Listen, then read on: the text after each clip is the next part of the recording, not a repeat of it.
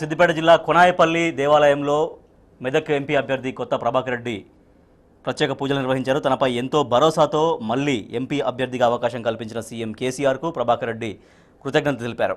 ఈ కార్యక్రమంలో ఎమ్మెల్యేలు హరీష్ రావు, సోలిపేట రామలింగారెడ్డి, స్థానిక టీఆర్ఎస్ నేతలు పాల్గొన్నారు. మరి కాసేపట్లో కొత్త Prabhakar Reddy nomination వేయనున్నారు.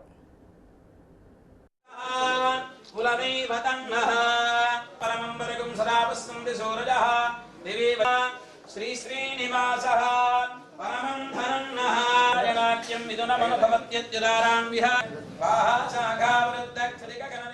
TRS party తరఫున గౌరవ ముఖ్యమంత్రి కేసీఆర్ గారు కొత్త ప్రభాకర్ రెడ్డి గారికి అవకాశం ఇచ్చినందుకు వారికి హృదయపూర్వకంగా ధన్యవాదాలు తెలియజేస్తూ, మరి మొదటి నుంచి కూడా ఆనవాయితీగా ఉన్నట్టుగా ఈరోజు కోనాయిపల్లి వెంకటేశ్వర స్వామి ఆలయంలో ప్రత్యేకమైనటువంటి పూజలు నిర్వహించి స్వామివారి ఆశీస్సులతో మెదక్లో మరి నామినేషన్ వేయడానికి బయలుదేరడం జరుగుతూ ఉంది.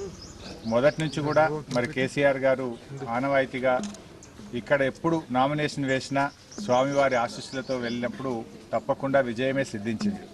తెలంగాణ రాష్ట్ర ఏర్పాటు విషయంలో కానీ మరి ప్రతి సందర్భంలో కూడా ఆ స్వామివారి ఆశీస్సులతోని విజయాన్ని పొందడం జరిగింది. మరి ఇప్పుడు కూడా మెదక్ పార్లమెంట్ సభ్యుడిగా గౌరవనీయులు కొత్త ప్రభాకర్ రెడ్డి గారు బ్రహ్మాండమైనటువంటి మెజార్టీతో విజయం సాధిస్తారనేటువంటి విశ్వాసం కూడా మాకుంది.